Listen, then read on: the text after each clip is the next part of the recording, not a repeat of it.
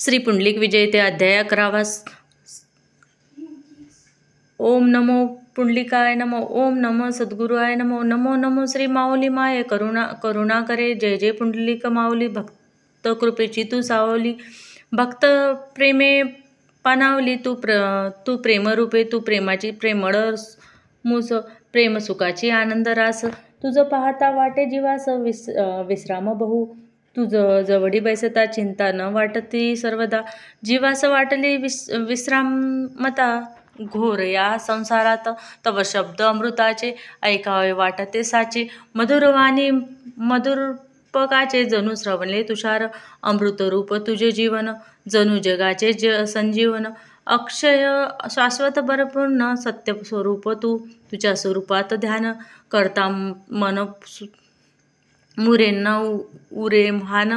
मनमूर्ती तू ब्रह्मघन सत्ता स्वरूप तू. ऐसा तुझा अनुभव हृदयात घेतला निरवय. ब्रह्मभुवनी तू सद्वर देवा. निरंकार सर्वव्यापी. सहस्त्र दली ब्रह्मभुवनी.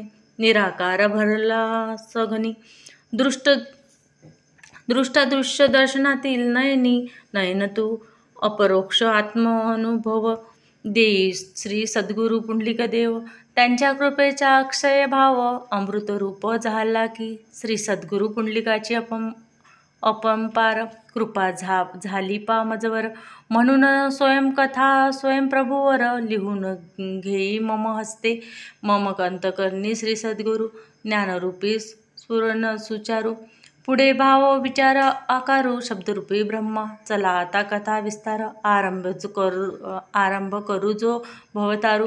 भावभक्ती ज्ञानाचे आवरू श्री पुंडलिक कथा. मागील अध्यायी निफाड स्टेशन.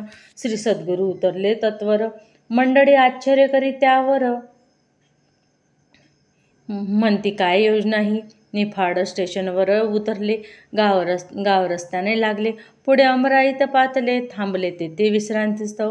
निफाड स्टेशन स्थानावरून निफाड गाव 1.5 मैल असेल. एक फलांग असेल नसेल. अमराई त्यात लागलीत रस्त्याला.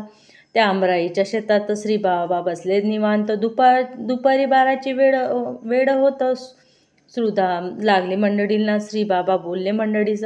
इथेच पंगत बसवित आजला. आम्ही जेवण करतो बुवा. तुम्हाला चिंता नको कशाची. मंडळी म्हणे हा वेडेपणा. इथे पंगत बसतील कशी सांगा ना. कोण आणून देईल अण्णा. श्रुता लागले अनिवार्य. राधाकिशन बुवाचे मागे आपण बुवा श्री बाबाच्या मागे जाणं. हाल करुणी जीवाचे राण. व्यर्थ सोसणे आले. तो काय नवल घडले. हे बोलणे मंडळीचे सरले. आणि फियाट गाडीतून आले. काही मंडळी तिथं पाहुणी परमहंस बाबाची कार थांबली तर सरसी. मंडळी उतरली दर्शनाशी श्री बाबाच्या तेधवा. त्या मंडळीतील एक बाई दर्शनाशी आली घाई. तो बाबा म्हणे मा बाई बहीण तुझी आजारी आहे बुवा. वचनबाईने ऐकले. ऐकता तिला आश्चर्य वाटले. म्हणे हे नवल घडले. रुग्णता भगिनीच्या कशी कळली बाबाला. कारवाल्या बाईची बहीण निफाड होती रुग्ण. डोक्यात तिच्या वेदना जाणं भयंकर होत्या. तो बाबा म्हणे त्या बाईला तीर्थ द्या ना बुवा. आजाराला श्रद्धेने घेऊन श्री बाबाच्या तीर्थाला. बाई गेली गावात पहा तीर्थ ती श्री बाबाचे. आजारी बहिणीत पाजले साचे. तीर्थ पाजता क्षणात रोगाचे झाले पहा निवारण. तीर्थ झाले जणू अमृत. बाईस मिळाले जीवित. कुटुंबाच्या आनंदाची मात मग काय वर्णावी. तीर्थाचा आल्यावर गुण. बाईस झाले पुंडलिकाचे स्मरण. कारमध्ये पंच न घालून दर्शनास आली श्री बाबाच्या. जिथे श्री बाबा होते बसले तिथेच ताट अन्नाचे वाढले. सर्व मंडळी बसले पहा भोजनास. मंडळीचा होता भोजन. बाईने घेतले श्री बाबाचे दर्शन. मंडळीस म्हणे बाबाचे काय नाव. गाव कुठे जाणे तुम्ही. तव म्हणे राधाकृष्ण हे गोरेगावचे पुंडलिक महाराज. जाणे आहे गांजरवाडीचं जाण. गाव येथून मैलावर पहा. मग बँड बाजासहित जो सांगितला होता बाईनं गावात तो येतास अमराईत श्री बाबा भगवान गेले निफाडात. बाईच्या बहिणीकडे श्री बाबा आले दर्शनास गाव लोक पातले. आरती जय जयकाराने दुमदुमले निफाड गाव. पहा महिमा श्री बाबांची क्षणात वार्ता पसरली आगमनाची. मग भीड भारी लोकांची झाली पहा दर्शनार्थ. दर्शन कार्यक्रम झाल्यावर गांजरवाडीत जाण्याची सत्वर फियाट कारने गुरुवर. प्रयाग करती गांजरवाडीत पहा श्री बाबाची अगाध लीला. जंगल में करती मंगल बोला. सारा निफाड गाव जागविला भावभक्तीने. सोबतचे सेवक मंडळी म्हणते देवाची महिमा आघाडी. हो जंगलात पंगत बसविलीत म्हटल्या सरसी लगेच असो. या बाईने स्वतःच्या कारने गांजरवाडीत पोचवले भक्तीने. श्री बाबा गांजरवाडीला पोचवले 7 डिसेंबर 1949ला. मग गांजरवाडीच्या लोकांना झाला पहा अत्यानंद. गांजरवाडी नाशिक जिल्ह्यात निफाडवरून 1 मैल येत. तेथे रात्रीच्या मुक्कामास कीर्तन राधाकृष्णांचे झाले.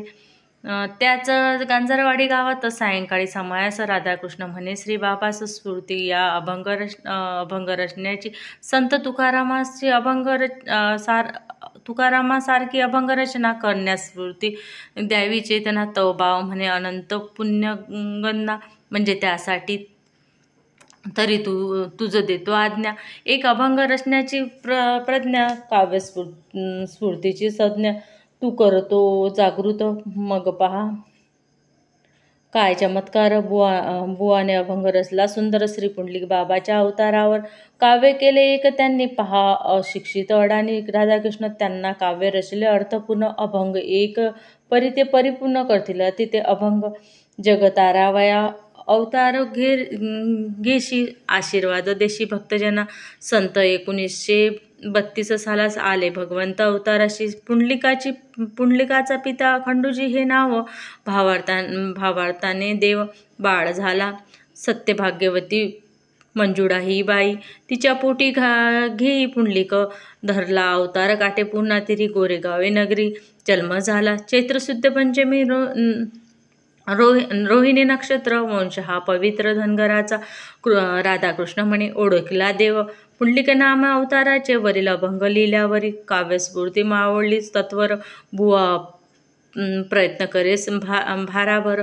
लिहू न सके पुढे काही पहा रात्री या अभंगावर. बुवाने कीर्तन केले सुंदर. मान डोलवती लहान थोर. आनंद झाला गावाला.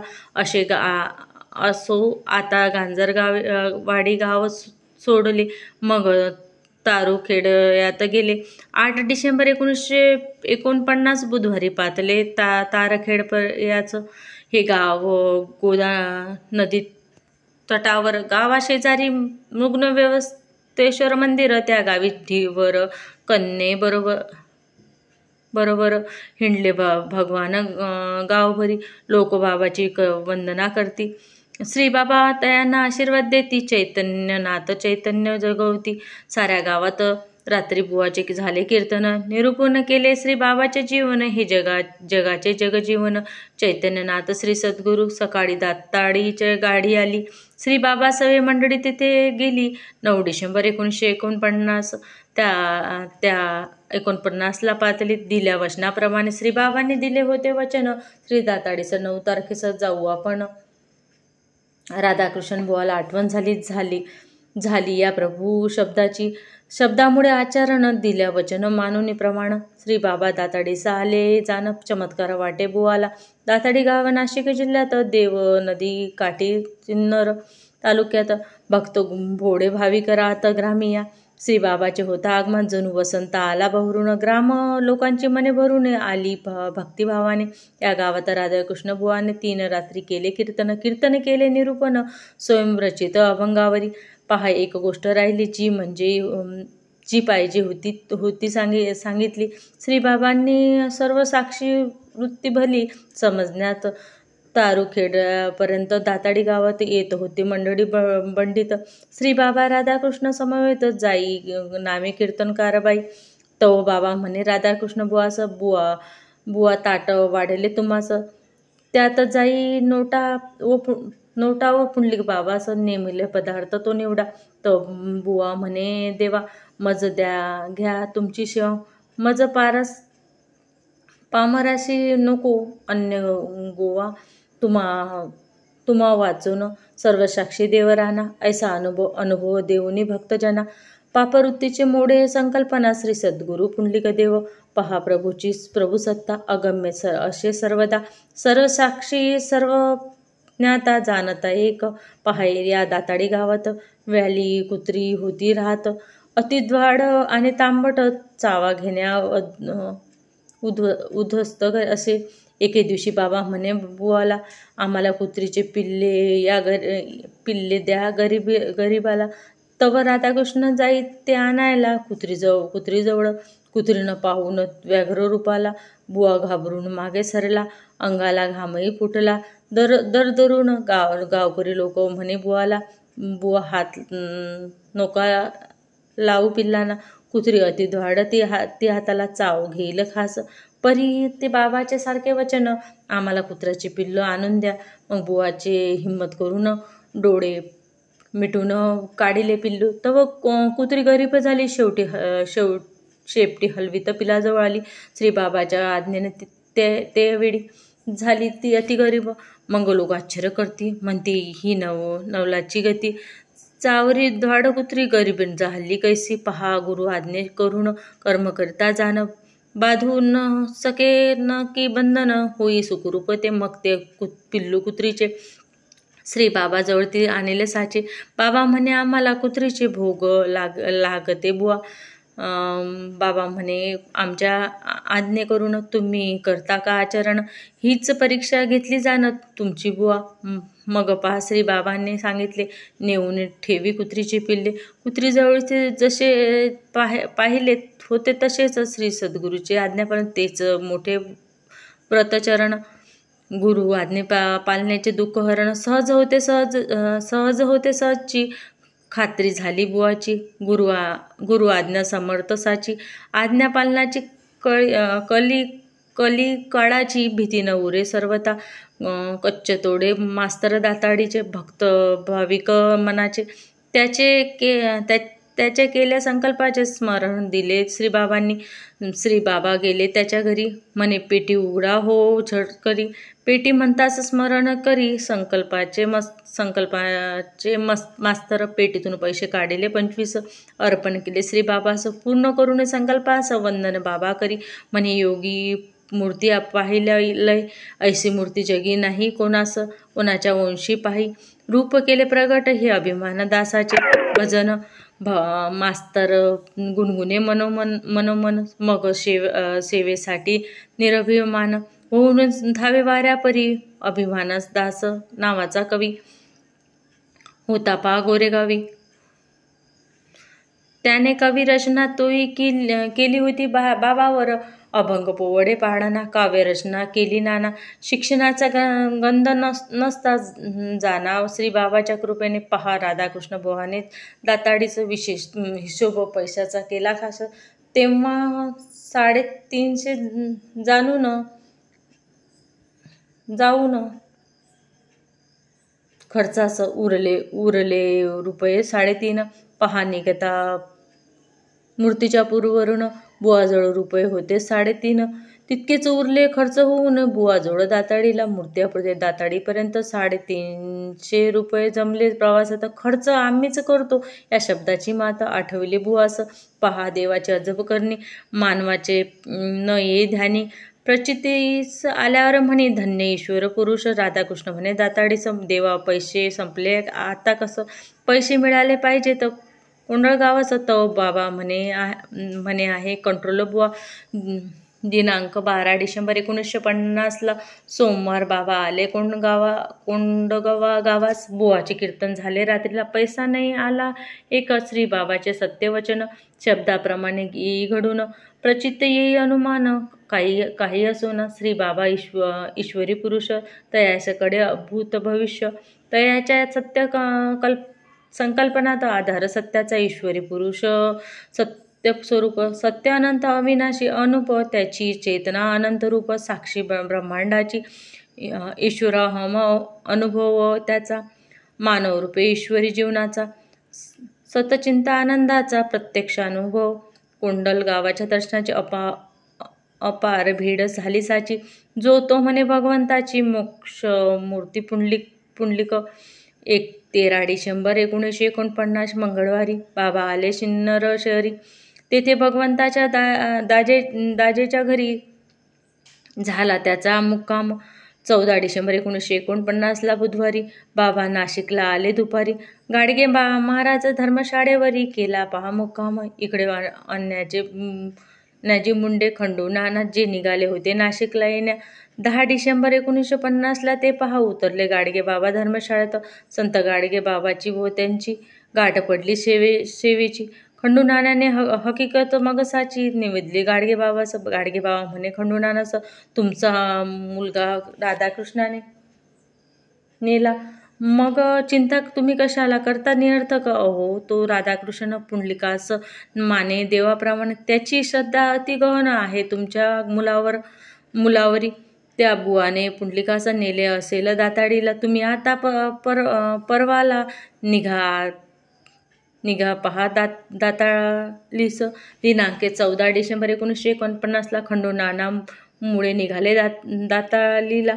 इकडे 5 दिवस त्याच दिवशी दुपारला बाबा आले नाशिक धर्मशाळेला. गाडगे बाबा म्हणे राधाकृष्णाला, तुम्ही चोरून आणले पुंडलिकाला, हे बरे नाही केले, तुम्हाला जावे लागेल ना जेलात आहे. खंडूजी येथे आले होते, ते आताच गेले दातली गावात. नाही तरी तुम्ही येथेच बंद राहते नाशिकच्या जेलात. तवश्री बाबा म्हणे स्वगत, बुवा तुम्हाला जेल नाही होत. गाडगे बाबा आश्चर्य करीत पहाते टकमक बाबाकडे. पहा सोडल्यावरी दाताडीस. बाबा जेवले नाही तर 3 दिवस. चिंता लागली राधाकृष्ण बुवास. म्हणे बाबा हे कैसे? चिंता माझ्या मनीची निवारण करासाची, मला तुमच्या प्रकृतीची काळजी वाटत खास. तो बाबा म्हणे चित्त इंद्रिया दंडत, ज्ञानेश्वरीतील ओवी जाण, न जेवणताई तृप्त मन, महायोगी त्या जाणतया. ज्ञानेश्वरीतला 8विता वचन, बुवा पावले समाधान, धन्य बाबा धन्य धन्य, शरण अनन्य तुला मी. नाशिकच्या धर्मशाळेत बाबा होते एक रात्र. अच्युतराव दादा शिरोलकर उपस्थित होते. ते 10 डिसेंबर 1949 बाबा निघाले मुंबईला. मुक्काम केला जुन्या कुलबाला. भगवान दगडू भाबडकडे ठाकूरद्वाराला 2 दिवस. चंद्रभागाबाई कुटेच्या घरास. श्री बाबा राहिले मुक्कामास अत्यानंदे करुणी. शिवनीला 3 दिवस बाबा राहिले मुक्कामास. किसनरावाच्या सदनास भीड भक्तांची झाली.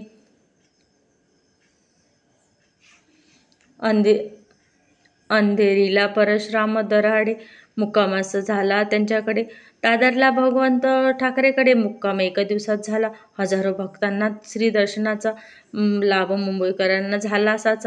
भक्तिभावाने आनंदाने संपन्न झाला महोत्सव. श्री बाबा जेथे जेथे जाती तेथे तेथे आनंद भरती, भक्तभावे हृदय उजळती.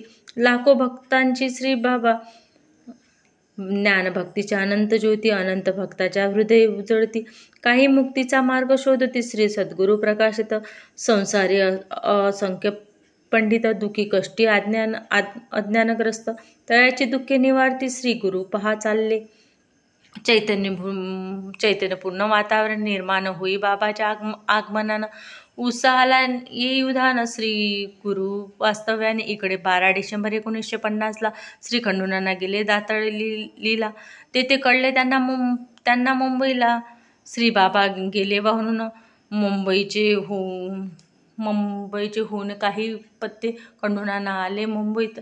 सोबत अण्णाजी मुंडे होते. त्यांचे सोबत मुंबईला चर्चगेट नगीन महालात भगवान मुंगसाजी होते विराजित. दोघेही पोचले तेथे. दर्शन घेतले मुंगसाजीचे. खंडूनानाने सर्व कथा सांगितली मुंगसाजीचं सर्वथा. मुंगसाजी म्हणे पुंडलिक येथे आता येईल 4 दिवसाने. मुंगसाजी म्हणे, तू थांब येथे आणि चिंता सार निवृत्ते, भेट होईल सहज ते पुंडलिकाची येथे. सायंकाळी आरती झाल्यावर खंडूनानामुळे आले बाहेर. तोच श्री खंडूनानाच्या फुटपाथवर दिसले श्री भोईटे गृहस्थ सज्जन. खंडूनानाच्या ओळखीचे जाण त्यांनी पाठवले होते मुंगसाजीनं गोरेगावी दर्शनास पुंडलिकाच्या. तेव्हापासून भोईटे भक्त साचे बनले श्री मुंगसाजी पुंडलिकाचे. आणि खंडूनानाच्या ओळखीने परत गठबंधन श्री भोईटे त्यांनी मुळे आणि खंडूजीला नेले लोअर परला. तेथे स्वतःचे सदनाला ठेवले 8 दिवस. सकाळी स्नान, संध्याकाळी उरकून चर्चगेटला मुंगसाजीचे घेऊन दर्शन. भोईटेसह मुंबई 2 जण फिरती शोधण्या श्रीबाबास भक्ताचे पत्ते दाताडीवरून आणले होते. खंडूजीनं मुंबईच्या त्या ठिकाणी फिरून शोध घेती ते बाबाच्या. पहा योगायोग आता आला. 25 डिसेंबर 1949 सर्वता श्री बाबा तबेलाजवळ येताच आढळले खंडूजीस. श्री खंडूजी सौरावर धावले. श्री बाबा मंडळीस पकडले. दुष्ट होता करता झाले. परस्पर राम राम. राधाकृष्ण बुवाने सर्व कथा इत्यभूत सांगितली सर्वता. तेथे खंडूनानाची चिंता झाले समाधान. हे सर्व लीला म्हणे देवाची, इथे न चाले काही मानवाची. सूत्रचालन करणी बाबाची, निमित्त मात्र आम्ही झालो. राधाकृष्ण बुवाची बोली खंडूनानास पहा पटली. झाल्या गोष्टीचा खंत नको मुडी, म्हणून म्हणते खंडूनाना. मग श्री बाबासह खंडूनानांना टॅक्सीनं आले श्री मुंगसाजी दर्शन. आणि राधाकृष्ण बुवाशी म्हणा श्री खंडूजीने नेण्याचं. खंडूजी म्हणे राधाकृष्ण बुवाला, मी गाडगेला वृत्तांत झाला सांगितला, म्हणून आपण दर्शनात नका येऊ नगीन महालात. पहा 25 डिसेंबर 1949 तारखेला श्री पुंडलिक बाबा आले गुरु भेटीला. 3 वर्षाचा काळ होता लोटला धामणगाव सोडण्याचं. श्री पुंडलिक देवाचे आगमन. नगीन महाली झाले पावन. मग पलंगावरी झाले विराजमान. श्री मुंगसाजी देवाच्या. तव श्री मुंगसाजी भगवान महाली येरझार करीती जाण. आणि खंडूजी मुळेच्या मध्ये जाऊन बसले खाली सत्वर. तव राजे घाटगेने दुसरा पलंग आणविला साजरा. वरी बसविले श्री मुंगसाजी गुरुवरा भावभक्तीने सुंदर. तितक्यात बुवा राधाकृष्ण नगीन महाली त्यांचे आगमन. श्री मुंगसाजी देव पुंडलिकाचे दर्शन घेऊन बसले यथासेत. तो पाहून राधाकृष्ण बुवाला राजे घाडगे म्हणे पुंडलिक देवाला, चोरून काय बाबा तुम्हाला? राधाकृष्ण बुवाने. तव श्री बाबा म्हणती घाडगेला, बाबाने चोरून आणले बुवाला. 3 वेळा उच्चारता या शब्दाला घाडगे मुके बैसले. तव राधाकृष्ण म्हणे घाडगेला, खंडूजीच्या स्वाधीन केले मी श्री बाबाला. आपण मात्र अजूनही मुंगसाजीला कान पाठविला धामणगावी.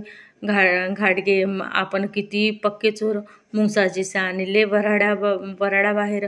धामणगावचे भक्तवीर रडतात पहा देवासाठी. बुवाचा ऐकून अभिप्राय. घाडगेचा न चाले उपाय. मौन झाला बोलिल्यास काय अभिप्राय तत्वरी. असो मग सायंकाळी आरती होता. पुष्पांजली कर्पूर आरती. तव श्री मुंगसाजी देव बेलपत्री वाहती श्री पुंडलिकाला. अण्णाजी मुंडे आर्वीचे त्यांच्याजवळ हे बेलपत्र साचे. राखून होते बहुत दिवसाचे. पुढे झाले विशीर्ण ते.